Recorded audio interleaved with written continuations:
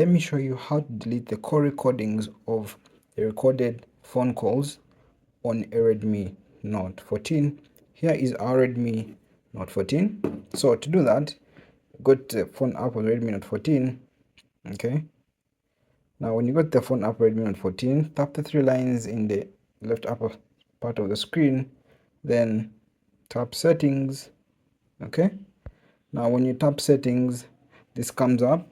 Then you actually go into the call recording option. Tap the call recording option.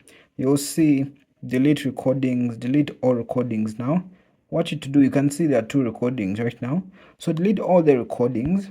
What you do, tap right there, and then they will show you this will delete two recordings and free up 450 KB the storage, the 450 KB of space on your device. So what you do, tap on the delete option. So tap on delete.